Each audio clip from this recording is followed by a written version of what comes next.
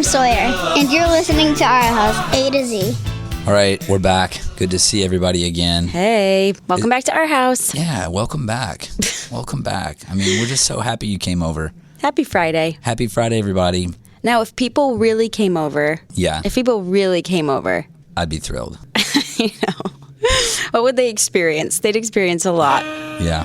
Well, this morning when our little babysitter got there, Willa was outside on the swing waiting at like 7:45 in pajamas, with a blanket, with her hair in like a big rat's nest. So it depends on if we know you're coming, right? Then that's what you get. Yeah. Usually there's multiple kids waiting outside for somebody to show up. What's going to happen? What are you doing? Nonchalantly playing basketball in the driveway. Yeah. We're just here. Nothing to see here, folks. No, there's always something going on out there. So if we don't know you're coming. Yeah. Then you get the real surprise. You get the real surprise. Somebody may or may not be dressed, wandering around the house. It may or may not be me. It's funny. I know. I was just thinking about like a couple years ago, Zach built a deck on the back and we got like some nice patio furniture and I was like so excited about it and I love it. I feel like it doesn't get sat in enough.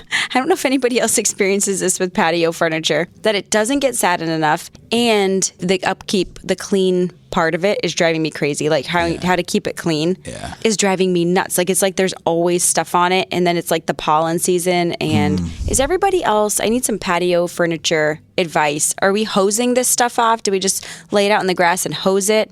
Are we removing all the covers? I think you got to remove the covers and wash them. It seems like a lot of work, but yeah, and I feel like I would do that and put it back on and then like 10 minutes later, it would be it's pollen season, and dirty again. We have covers for them. We don't put them on. It's a bugger because the covers are like gigantic things that you have to pull out and store. They're not those like handy ones where you like open the back of the chair and slide the cushion down inside. Those are convenient. Yeah, but they're not that cool. No. I think, but here's the deal. I think the pillows. There are two types of people in the world. Okay. There are patio people and there are not patio people. Okay. And I think patio people like live on their decks. They live like it's kind of like hot tub people. Like a lot of people have a patio, but not a lot of people are patio people. A lot of people have a hot tub, but a lot of people don't use it. I find when one first enters the scalding waters of the hot tub, it is not unlike your first encounter with a new lover. So I think that the patio, it's just like one of those things. It's like, okay, so for instance, a lot of people have a basketball hoop in their driveway. The guy across the street had a basketball hoop in his driveway, and I literally never saw him shoot a basketball. He moved out. He lived there for a long time, but maybe 8 of the years we lived there. Yeah. I've lived there. And his son was like kind of on the upper end of growing up when he moved in and stuff, and then moved out.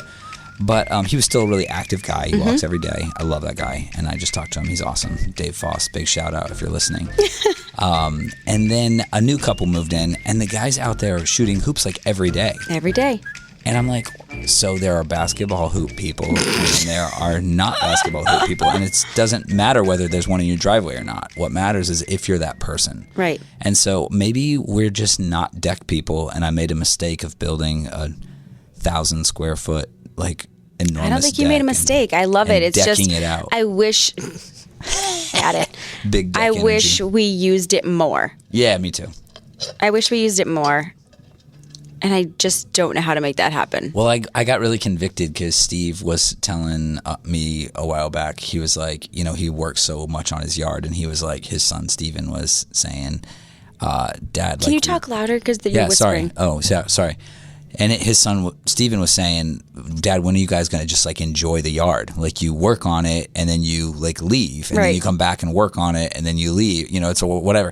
And I can definitely resonate with that because we've put a lot of work into the yard. Yeah. We put a lot of work into the deck and into the gardens and into everything else. And I think you enjoy going out and like working out there, but you don't necessarily enjoy sitting down that much. So I know. Sorry. And I feel like the times that you can do it, it's so hot or something. It's so hot. And that's because we bought a yard without trees in it. So we're trying to plant trees and get them to grow. When you say a yard with no trees, it makes me think of like a brand new cul-de-sac that has literally no trees. Same thing. But it's not like that at all. It actually has bought a yard with no trees plenty of trees, and the whole yard is surrounded by trees.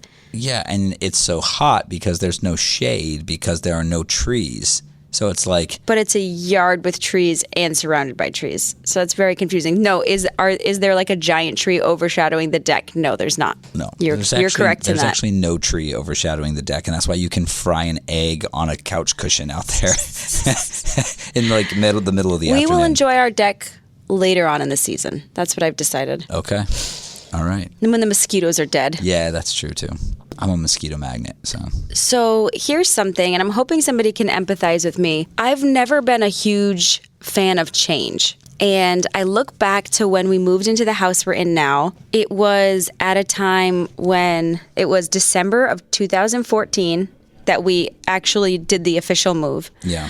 Willa was Brand new, maybe 5 weeks old. I think she was 5 weeks old when we moved into the house. The rest of the kids were 4, 3, and 1. That whole season of life, I don't really remember. It's very blurry. It was like I feel like you just boxed up everything into boxes. I remember doing like one box, to be honest. And I know I must have done more than that because I probably did my clothes and all of that kind of stuff. But I think I did your clothes. I don't think so. I remember like cleaning out the like stairwell shelf thing that was there. yeah, I remember yeah. boxing all that stuff up. But other than that, I was so drowning in kids and like just that whole stage of like new Yeah, brand baby. new. Everything brand new. The yeah. dog died unexpectedly. Like our dog that I got right out of college had died unexpectedly the week we were moving. Mm-hmm. It was like A lot of change. it was a lot of change. And I don't really remember it. And then there's like part of me that is like, maybe that was a good thing because I was kind of like in the fetal position, and you managed to move me from one house to the next in like some sort of comatose state. And I don't know if it's because I grew up moving a lot, not a lot like an army Yeah. kid, Yeah, but you moved a lot. maybe like 9. I think we Yeah. moved 9 times. And recently, Zach started looking at houses. And it has totally like thrown me for a tailspin. Now you say that, but you look at houses. I always look at houses. I've always looked at houses forever, maybe since I was like 20, yeah. 21. Like I just love the idea of houses. I think it's because my parents were in construction and into buying houses and selling them and renting them and all that stuff. So I've always like enjoyed that. I've always enjoyed the architecture of houses, looking at the character in houses, the land, all the different things. So yes, I always look at them, but I always thought, all right, if by some miracle the Lord like drops a house that I just have this like immediate connection to, which is what happened with the house we live in now. I just knew it. Like I knew that was the house. I like had my heart set on it from the second I saw it. Even in the horrific pictures with like the shag carpets terrible. and tons of wallpaper and tons of Formica and blue everything. You remember all that, even though you were in the fetal comatose position. I know because that started before I even had the baby, before I had her. Oh yeah, because it was a long process. And I think I was already at a place where I knew I needed to move. Like I knew with the house we were in, I was done. Yeah. I had already like gotten to the place. Was I emotionally attached? Yes, but I was like done with that. Yeah. Now, what happens with you and what people need to know is What people need to know. what the people need to know is you are, and I say this with all due respect, a shopaholic. Okay. And so what happens is... Which is, by the way, better than a buyaholic. I do a lot more shopping than I do buying. Like window shopping. But I will say this. Like looking. It starts with you talking about it. Every single time. It'd be weird if it didn't. No. It'd be weird if I didn't talk about it or look at it or do research on it or read reviews or No, because you watch YouTube videos. only start that process on things you're going forward with. That's not true. Zachary Thomas. Oh, you're going to lie to everybody, babe. I'm trying to protect you from lying. I trying to protect you am from not perjuring lying. yourself in the court of podcast. I know what happens as soon as I start to see things. This is on here forever. I'll see him looking at it. He talks about it. He tries to like include it in like conversations where it's going to be beneficial to me and our home and our family. It could be anything. It could be anything. from a TV to a tractor to a backpack blower to a chainsaw to I've bought one. I just want to bring some clarity to all the things you just said. I've bought one backpack blower in my life, and it was used for $75, and it's the weakest backpack blower. Like, you can't dry your hair with this backpack blower. That's the backpack blower I bought. All right. One tractor that we talked about for 5 years from the time we moved into the house. No, longer, 7 years. I don't know. From the time we moved into the house and we were like, okay, we live in Rehoboth now. Like, let's start talking about a tractor. And so we waited and we waited and we waited and we waited. And then we bought a tractor. I'm trying to figure out. So yes, keep going. Are you really? Keep going. I'm going to rebuttal. Really, I'm going to offer a rebuttal on every one of these Zachary things. Thomas. Okay, well, all the people that know you the best and are listening to this podcast know that I'm accurate. So how do they know? How do they know how many Because they backpack know blowers you. I've bought? I didn't say you bought more than one. I just said as soon as you start talking Babe, about something. like 90% of homeowners have a backpack blower. You're making it out like it's like some extravagant thing. It's not. I'm not accusing you. Like I have a collection of Aston Martins in the. I'm not accusing barn. you of extravagant, and I didn't accuse you of buying multiple of anything. I just said as soon as you start talking about something, Yeah. I know where it's going. Okay. It starts, Okay. and then you buy one. How many chainsaws have you had though? Since we're talking, since you were accusing me of. I've bought two. One was a birthday present, and then that one died, like literally stopped working, and we still had to take trees down, so I bought one. Somebody gave me a used one a long time ago that didn't work for very long. So, Okay.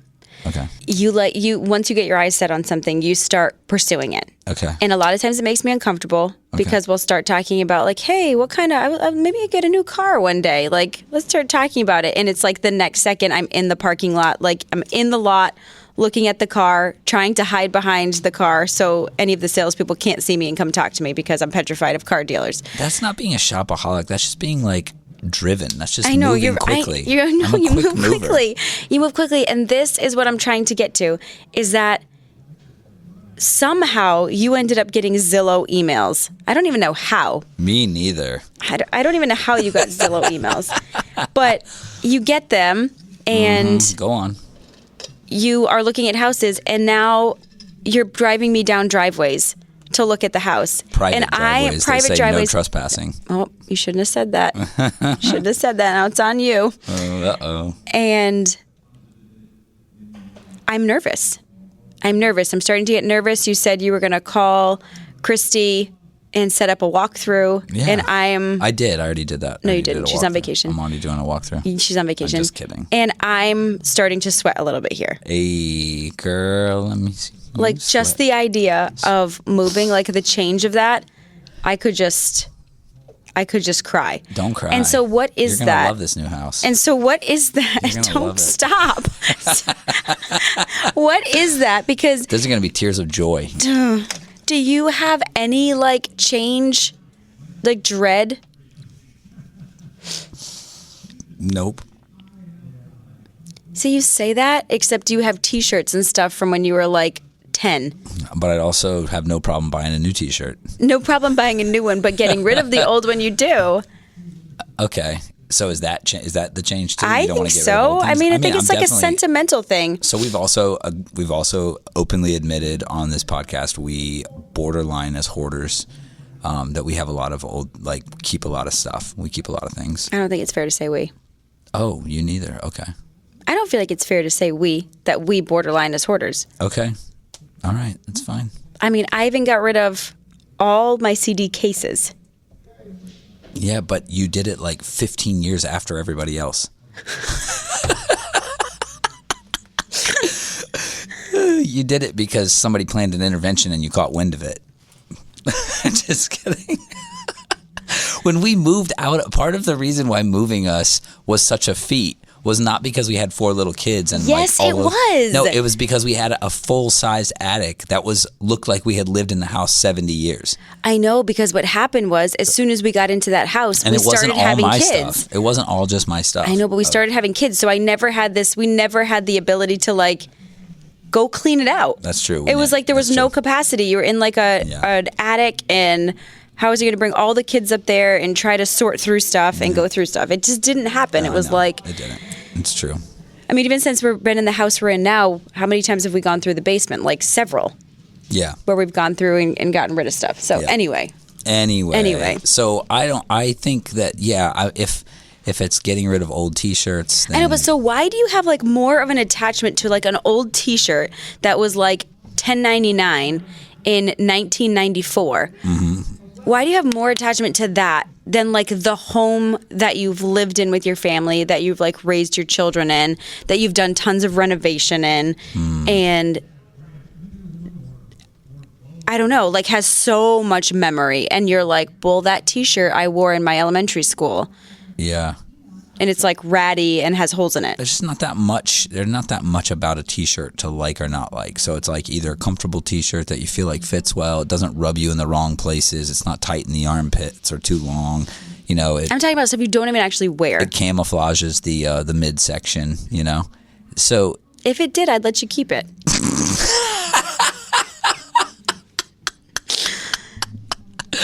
What I'm saying is, what is the weird like change connection? Like, how come some people can change things so quickly and have no connection to it, but then they have some things that they have a connection to that are like, so disposable, and then the opposite for other people. Like, you know, for me, like clothes attachment, I don't really I don't have that. I'm kind of like, meh. Yeah. Like, whatever. Right. No, I know that. Yeah, I'm like, I think I saved the shirt that we wore on our first date, but I think it's more for you than it is for me. That's fair. Like, I'm just like, man, I'm fine to get rid of it, but then I'm like, oh. I mean, I do wear that shirt around the house sometimes. I don't know. That's a really great question about, like, the change, the attachment. I just don't think, I think if it was a house that I had ever really, like, I didn't have that same thing that you had. So, like, when you first saw the house. I think we talked about this on here. But I would say this. I don't think you have had a connection. I mean, you've lived in a lot of different houses. That's true. And I've so lived in a lot of houses I didn't like. I remember like dreading moving to a house in North Carolina and being like, I don't want to live here. Please don't make me live here. This is like not where I want to live. And we moved there and I was like, Okay, but our first house you were obsessed with. Right. You loved. Just like you. You did too until we didn't. Because yeah, but we not had as much as you did. I didn't house. love it as much as you did. Yeah, I mean, you were like obsessed with it. I did love it, but it was our first house. I know, but you literally walked out the door like peace, and you didn't have like you never looked back. Yeah, because we were done. We were done. That happens. I think that happens. Interesting. It's like, you know, it was a season. It was a cool, really cool house for us to buy, you know, and move in and work on. And then when we had a bunch of kids and we're like, yeah, we don't want to live here anymore. You know, it was still a cool house. It was just the area. Right. All right. So what's your advice? Like, what are some things I think you need to encourage our listening audience? Okay. How to... I like to call you our friends, but okay. Just kidding. All of our friends out there. How do you encourage them? How do you encourage me when I get like emotionally attached to something like a house or like a season or... I guess I kind of started thinking about this on Sunday because you were talking about like the fear of like moving forward in your message. And a lot of that was because I know the reference you were making was because of failure, like a past failure. So there's a fear to move forward in fear that you'd fail again. Yeah. But what if it's not a fear of failure? It's just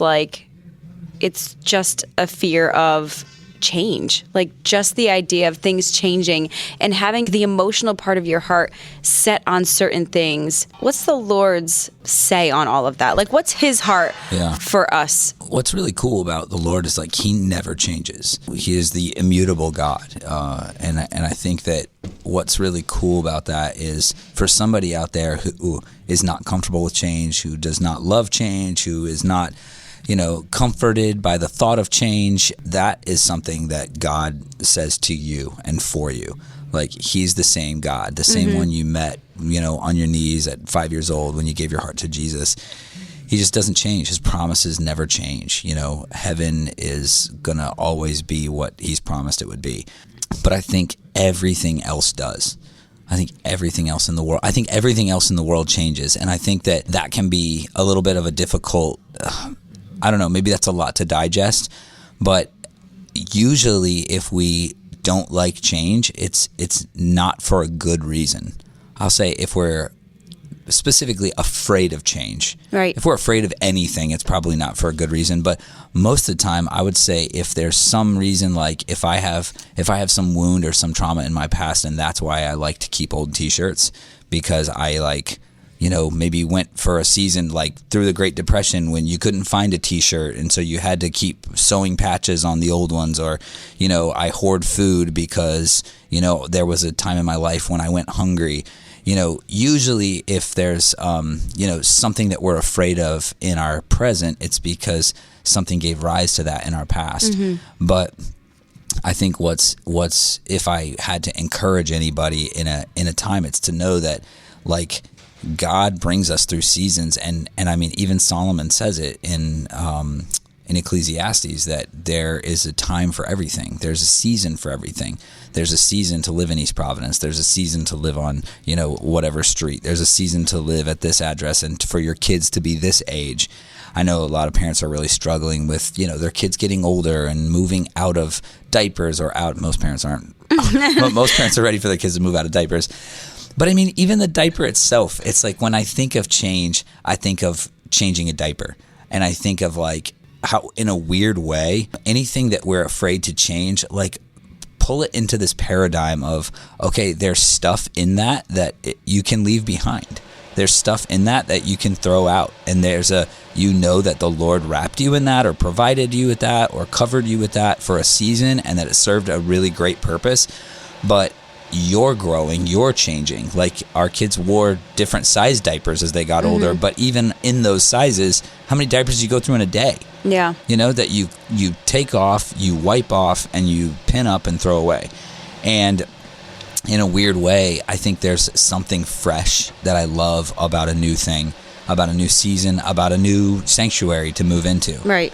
And if anything, I think I probably get maybe a little bit of the same anxiety that you get about change. I get about things staying the same for too long. See, for me, it's like just the idea of learning something all over again. What do you have to learn? Like, it's just the idea. Like, I don't want to keep using the house reference because it could be anything. Yeah. Even a new phone. Yeah. Like, you're like, oh, great, I'm going to go get a new cell phone. I'm like, whatever I can do to not get a new cell phone so I don't have to, like, relearn it, reconfigure it the way I like it. Yeah. Like, I have it the way I like it, and I'm happy. I'm like a routine person. I like things to be a certain way that I can expect. I like to be able to expect things. Yeah. And so I just don't have that. It's just, I think we're just made differently. But I always like want to encourage people who struggle with change, but I know it's hard for me. Like, so much of it is hard for me. Some things aren't, of course. Like, everybody wants like certain things to change in their life. What's interesting is here's something. Here's a weird juxtaposition of this whole like idea. When we go to a restaurant, you are way more likely to get something different on the menu than you got from the last time, and I'm way more likely to just get the same thing. That is weird. See? We're all so different. Well, I'm just saying, I'm thinking, like, there are places in my life where I'd be 100% fine if it never changed. Like me. Like you. Exactly. But, no, I was just thinking. I don't want you to, like, change that much. Well, like, when we first got married, I got a 2003 Ford Excursion. And they stopped making them in 2005. But if they kept making those cars, I would just drive a newer model of that car over and over and over. I just keep buying that same car, like every however many years when I wore the wheels off the last one. Yep. Because I just loved that car. It was right. It was like a good fit for my life and for my needs and everything else.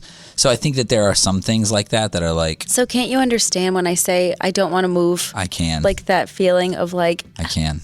That would be just terrible. I can. I feel like we've run out of room. No, I want to keep growing. I don't know. I want to keep expanding. Which direction? All of them. All directions. Oh my gosh. It's time. My gosh. It's time. Well, pray with for that, me. Pray for us. Yeah, we'll pray for you. You pray for me. I pray for you. And I will pray. Wait, how does that I song don't go? know. We need Jamal to sing it. Pray for me. Isn't it a Kurt Franklin song?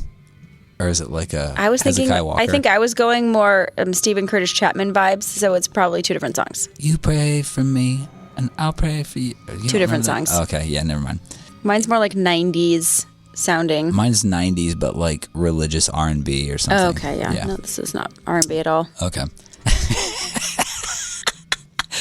Okay, guys, we're praying for you out there. And wherever you land on the change thing, just know God never changes. And take comfort in that. And he loves you. And he's the same yesterday, today, and forever. And his promises are the same. And his word never changes. And he never fails. Mm-hmm. And I'd also like to say this. If you can, try to separate when change is coming, or you know something's coming, or you're going through your closet and you're trying to get rid of things, as much as you can, compartmentalize the sentimental portion of it. Like, I think a lot of times we can let it like sink in. We can feel all the feels. We can overthink it. We can do the whole like reel in our minds of like why it's so important to us. And I think if you can like step aside from that and compartmentalize it and say, okay, Lord, like, I don't need my heart to be affixed to things. Yeah. Or to memories, or to moments, or to stuff. I think it gives us better perspective of what's important to the Lord's heart. And that's what we want for ourselves. That's what we want our hearts like aligned to, is what is important to the Lord's heart, not just what on this earth, the tangible things that we know moth and rust destroy. Yeah. In the end, you know. It's good. It's a good word. Let's close in prayer. Lord, we just thank you for your presence and for your unfailing and unchangingness. God, we thank you that we can just trust in you, Lord, and that you have never left us and never forsaken us. So, God, we do help. We ask that you help us to navigate changes in our lives, Lord, to understand when it's appropriate, when it's not, and God, even if we're uncomfortable with it, or it's an inconvenience, or it requires a learning curve that we don't feel ready for yet, Lord, I pray that you would walk us into that new season, and that your steadfastness next to us and within us, Lord, would be all the consistency that we need to see a new sunrise on a new day. We love you, and we give you all the glory in Jesus' name. Amen. Amen. Our house, friends, and family, thank you for stopping by today, and we'll see you next Friday here on Our House. This is Messer. And I'm Willa. This is Our House from A to Z. Thanks for coming over. Mother. It's a rite of passage. Mother, I crave violence. Ba-down, ba-down, ba-down, ba-down, ba-down, ba-down.